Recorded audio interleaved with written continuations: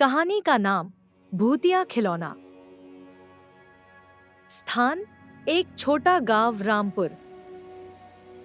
मुख्य पात्र नीलू 9 साल, उसकी दादी और एक रहस्यमय खिलौना।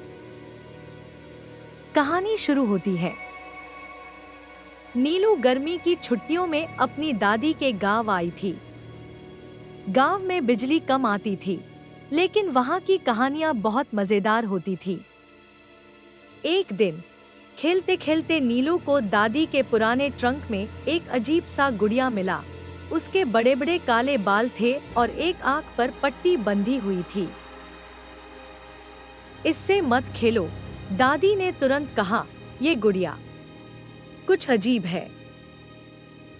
लेकिन बच्चों की जिज्ञासा तो होती ही है। नीलू ने रात को चुपके से वह गुड़िया अपने पास रख ली। उस रात कुछ अजीब हुआ। आधी रात को नीलू की आंख खुली। उसे लगा किसी ने उसका नाम पुकारा, नीलू, नीलू। कमरे में कोई नहीं था, पर गुड़िया अब उसकी चारपाई के पास खड़ी थी। नीलू डर गई, लेकिन हिम्मत करके बोली, तुम कौन हो? तभी गुड़िया की पट्टी हट गई और उसकी लाल चमकती आंख से एक बूंद आंसू निकली। गुड़िया बोली, मैं भूत नहीं हूं, मुझे कोई खेलने वाला चाहिए। बहुत सालों से अकेली हूं। नीलू ने डरते हुए पूछा, तो तुम किसी को नुकसान नहीं पहुंचाओगी? गुड़िया मुस्कुराई और बोली, नहीं, बस दोस्ती चाहिए। अगली सुबह नीलू ने दादी को सब बताया।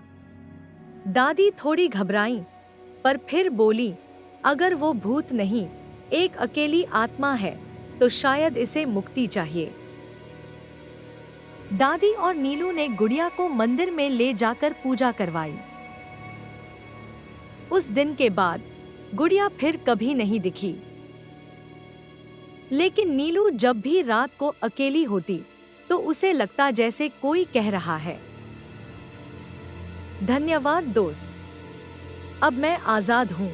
सीख, हर डरावनी चीज जरूरी नहीं कि बुरी हो, कभी कभी उन्हें सिर्फ समझने की जरूरत होती है।